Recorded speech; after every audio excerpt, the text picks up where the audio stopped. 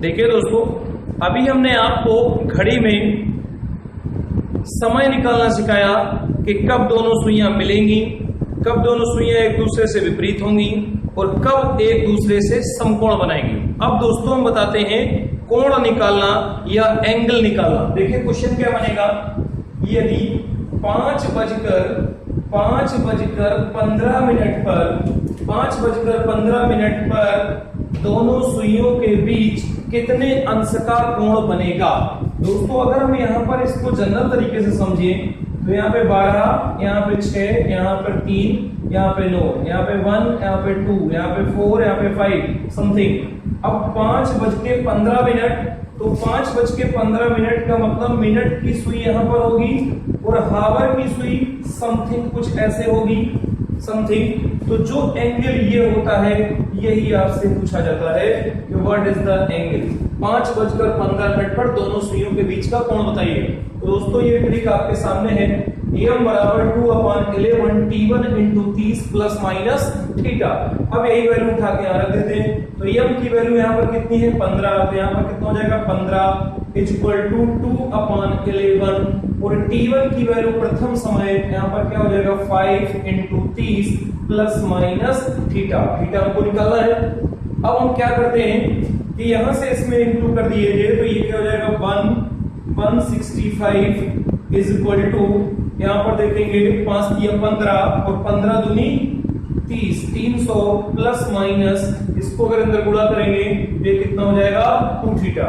दोस्तों हम नेगेटिव में थीटा नहीं लेते हैं तो करेंगे क्या कि यहाँ पर अगर हम प्लस ले लेंगे तो इधर आएगा तो माइनस में हो जाएगा। तो हम यहाँ पर प्लस की वैल्यू नहीं लेंगे, यहाँ पर हम क्या लेंगे माइनस की वैल्यू सिंगल लेंगे, तभी हमारा थीटा पॉजिटिव होगा। और ये इधर आएगा तो ये क्या हो जाएगा 2 थीटा और ये इधर जाएगा तो 30 में से यहाँ पर 165 हो जाएगा। अब इस चीज को हम अगर लेस कर देंगे तो 2 थीटा इज इक्वल टू 135 हो जाएगा, 135 हो जाएगा। तो दोस्तों थीटा इज इक्वल टू यहां से देंगे 2 × 12 2 × 7 14 और यहाँ पर पॉइंट लगेगा और यहाँ पर कितना हो जाएगा 5 डिग्री। तो इसके दोनों के बीच का एंगल कितना होगा 67.5 डिग्री। तो ये हमारा एंगल कितना हो गया 67.5 डिग्री। दोस्तों एक क्वेश्चन और देख लेते हैं। देखिए दोस्तों एक क्वेश्चन और देख लेते हैं। 10:10 पर घड़ी की दोनों सुइयों के बीच का कोण ज्ञात कीजिए। तो दोस्तों अगर इसको जनरल तरीके से हम समझें तो कुछ ऐसे होगा 12, 6, 3, 9, यहाँ पे 10 होगा, यहाँ पे 1, यहाँ पे 2 समथिंग, यहाँ पे 4, 5, 7, 8 और यहाँ पे 11। तो 10:10 है। इसका मतलब है कि मिनट की सुई हमारी यहाँ पे रही होगी और हावर की सुई हमारी समथिंग यहाँ पर रही होगी। अब हमको इनके अंदर का कोण चाहिए, इनके अंदर का कोण चाहिए, तो यही हमको थीटा निकालना है। तो दोस्तों कैसे निकलेगा यही में रख दीजिए। तो मिनट की वैल्यू 10 दी गई है, 10 इज इक्वल टू 2/11 t1 की value 10 into 30 plus minus theta जो हमको ज्ञात करना है। इस केस में गुणा कर दीजिए 110, इसको करेंगे 300 और 300 में कर देंगे कितना 600 और प्लस माइनस 2 थीटा। अब दोस्तों हमको कभी भी थीटा माइनस में नहीं लेना है, तो अगर हम प्लस ले लेंगे तो थीटा माइनस में आ जाएगा, इसलिए हमको माइनस ही लेना पड़ेगा। माइनस ले लेते हैं तो इधर आएगा कितना हो जाएगा पॉजिटिव हो जाएगा इज इक्वल टू 600 और ये 110। दोस्तों 2 थीटा इज इक्वल टू, इसको लेस करेंगे 4, इधर करेंगे 9, इधर हो जाएगा 0। अब यहां से थीटा इज इक्वल टू 2 दूना 4, 2 दूना 4, 2 चौको 8 और 2 पंचे 10। दोस्तों थीटा की वैल्यू कितनी आ गई 245 डिग्री। अब 245 डिग्री का मान यहाँ देखिए, अब ये जो 245 डिग्री आ गया यानी कि 180 से ज्यादा हो गया, तो अब ये मान हमारा यहां से आने लगा, क्लियर। और अंदर वाला मान नहीं है, ये बाहर वाला मान है। तो इसी चीज को क्या करते हैं 360 में से लेस कर देते हैं। तो इसको 360 में से लेस कर दीजिए कितना 2, 4, 5, तो यहाँ पर कितना बचेगा 5 बचेगा, यहाँ पे 1 बचेगा और यहाँ पे कितना बचेगा 1 बचेगा, 115 डिग्री। तो दोस्तों करते क्या है कि जब हमारा थीटा का मान 180 से अधिक आने लगता है तो वो बाहर का मान हो जाता है। अंदर का मान निकालने के लिए उसे 360 में से लेस कर देते हैं तो ये वैल्यू हमारी आएगी 115 डिग्री। क्लियर? अब दोस्तों देखते हैं आगे।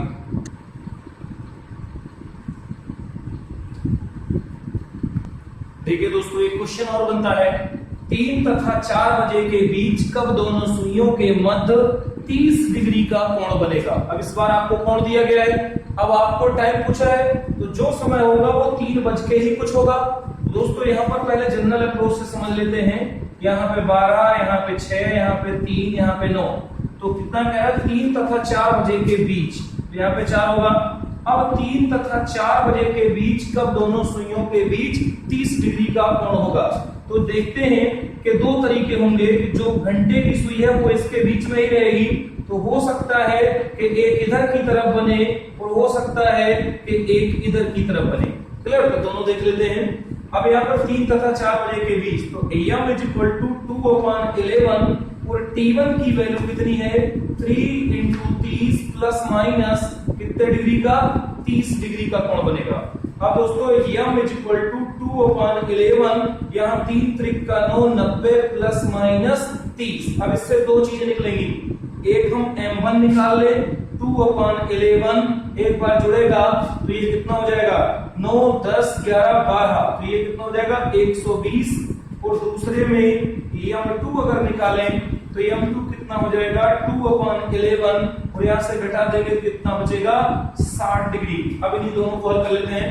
12 कम 12, 12 दूनी 24 और भाग किससे देना है 11 से, कितने बार जाएगा 2 बार, 11 दूनी 22। यहाँ पे देखेंगे कितना आएगा 2 आएगा, यहाँ पे 0, कितने बार जाएगा 1 बार, 11 1 कम 11, कितना बचा 9। तो एक मान हमारा कितना आ गया इससे अगर हमारा मान देखें 21 सही 9/11, एक तो मान हमारा ये हो गया। दोस्तों इसको देखते हैं 6 दूनी 12, तो ये कितना हो जाएगा, इस साइड कर देता हूं 6 दूनी 12 120, 120 को किससे भाग देना है 11 से, कितने बार जाएगा, अगर इसको लेके जाएं 10 बार जाएगा, तो 10 बार लेके जाएंगे 1 समथिंग हो जाएगा। और यहाँ पर जब हम देखेंगे तो ये कितना हो जाएगा 10 शेष बचेगा, तो इसको लिख सकते हैं 10 सही 10/11, ये दो मान आ गए। तो दोस्तों जो टाइमिंग होगी हमारी वो कितनी होगी, एक तो हमारा समय होगा 3 बजकर 10 मिनट 10 सही 11, और दूसरा जो हमारा टाइमिंग होगा वो दोस्तों होगा 3 बजकर 21 मिनट 9/11, यही वो दो टाइम होंगे।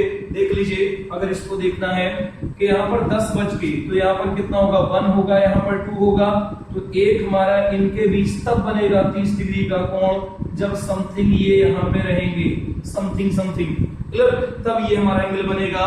और क्योंकि 3 और 4 बजे के बीच, और एक एंगल क्या होगा जब हमारी सुई छोटी वाली 21 पे आ जाएगी, यानी कि यहाँ 15 20, और ये तब बनेगा जब हमारी सुई यहाँ पे आ जाएगी, मतलब इससे आगे निकल के, तो एक इनके बीच बनेगा कोण।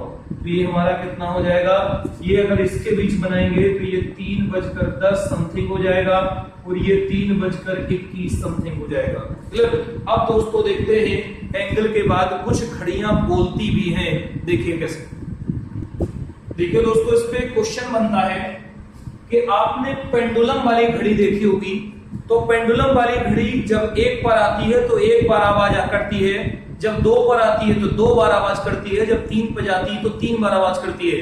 तो दोस्तों इसकी हाईएस्ट कैपेसिटी कितनी होती है 12 होती है, तो पेंडुलम घड़ी हाईएस्ट 12 बार बोल सकती है, अधिक से अधिक 12 बार और कम से कम 1 बार। तो दोस्तों पेंडुलम घड़ी में जितना समय होता है उतनी बार बोलती है, तो बताइए 12 घंटे में कितनी बार बोलेगी। अब ये 12 घंटा आपको 20 से नहीं लेने, स्टार्टिंग से लेने हैं, हमेशा 1 से लेने हैं। तो 12 घंटे में कितनी बार बोलेगी, फिर पूछ लेगा 24 घंटे में कितनी बार बोलेगी, फिर 7 घंटे में और 19 घंटे में। तो देखिए दोस्तों अगर इसको हम ऐसे करके देख लें कि मिनिमम एक बार, 2 बार, 3 बार और डॉट डॉट 12 बार, हाईएस्ट 12 बार बोलेगी 12 घंटे में। तो अगर इसका हम योग निकाल दें तो योग का हम फार्मूला जानते हैं, लगातार n प्राकृतिक संख्याओं का योग बराबर n into n plus 1/2, where n is the last number. n क्या है? अंतिम पद है, तो अंत में 12, तो यहाँ पर 12 इंटू 13/2, 2 से कट जाएगा, कितना हो जाएगा? 6। अब 13 छंग कितना होता है? 13 छंग 78, 13 छंग 78, ये कितना हो जाएगा? 78 बार। तो ये हमारा कितना हो गया? 78। तो ये 12 घंटे में कितनी बार बोलेगी? 78 बार बोलेगी। अब आपसे पूछ लिया 24 घंटे में कितनी बार बोलेगी? तो 12 घंटे में अगर 78 बार बोल रही है तो फिर जब 12 के बाद 13 पे आएगी तो 13 तो होता नहीं घड़ी में, एक बार बोलेगी, तो इनटू इसमें क्या कर देंगे? 2 से गुणा कर देंगे। तो यहाँ पर 8 दूनी 16 की 6 हासिलाई 1, 7 दूनी 14 और 1 कितना हो गया? 15। तो दोस्तों ये हमारी 24 घंटे में कितनी बार बोलेगी? 156 बार बोलेगी। अब देखेंगे 7 घंटे में कितनी बार बोलेगी? तो 7 घंटे हम बीच से कहीं से नहीं लेंगे बल्कि 1 से लेंगे। तो अगर यहां देख लेते हैं 1 + 2 + 3 + 4 5 6 और 7, हाईएस्ट 7 बार बोलेगी। अब हम जानते हैं कि ये फार्मूला होता है लगातार n, तो अंतिम पद कितना है? 7। तो यहाँ पे 7 इंटू 8/2, 2 चौको 8, 7 चौको 28। तो ये दोस्तों कितनी बार बोलेगी? ये इतने घंटे में 28 बार बोलेगी। 7 घंटे में 28 बार बोलेगी। अब कोई पूछ ले, मान लेते हैं कि 19 घंटे में कितनी बार बोलेगी? तो 19 घंटे कहां से लेंगे? पहले 1 से लेकर के 12 हो गया, फिर 12 के आगे कहां तक चलेंगे? 19 हो जाए, 13 14 15 16 17 18 19, क्लियर? यानी कि फिर हमको कब तक? 7 तक चलना पड़ेगा। और ये 7 तक का योग आप पहले, यानी कि पहले 1 2 डॉट डॉट डॉट 12 और 12 के बाद यहाँ पर कितना? 12 और प्लस, फिर यहाँ से, तो ये हम जानते हैं 78 होता है। यहाँ से 12 तक का अभी हमने निकाला है 78 होता है, और प्लस यहाँ से हमने निकाला है 28 होता है। तो दोनों को दोस्तों ऐड कर दीजिए, तो ये क्या हो जाएगा? यहीं पर 28, 8 दूनी 16, 6 यहाँ से लाई 1, और यहाँ पर कितना हो जाएगा? 7 3 10, यहाँ कितना हो गया? 106। तो 19 घंटे में कितनी बार बोलेगी? 106। अगर हफ्ते में पूछ लेती है तो सप्ताह, या सप्ताह में पूछ लेती है तो सप्ताह 7 दिन का होता है, तो 7 इंटू 24 और समथिंग कर दीजिएगा, वही आपका आंसर हो जाएगा। अब दोस्तों नेक्स्ट देखिए दोस्तों, एक इसमें और टॉपिक बचता है, उसको मैं बता दे रहा हूं। मैंने आपको जो क्लॉक का मिरर टाइम है वो बता दिया हूं, मेरा वीडियो दिया गया है। अब मैं वाटर का समय बताता हूं। तो वाटर क्लॉक कैसे होती है? अगर दोस्तों ये दिया गया है तो इसकी परछाई नीचे बनेगी। इसके लिए मैं सीधे आपको ट्रिक बताता हूं कि ये आपका एक ट्रिक है, water image time plus real time is equal to 18, और यहां पर 18:30, और ये एक और है इसमें W, यानी कि water image time plus real time is equal to 18:90। Clear? ये 18:90 दोस्तों कब होता है? जब मिनट का मान 30 से अधिक हो। तो आइए देखते हैं, जैसे कि एग्जांपल आपको यहां पर दिया गया है कि 12:20 का वाटर क्लॉक, 12:30 का वाटर क्लॉक में क्या समय होगा, या वाटर इमेज में क्या समय होगा?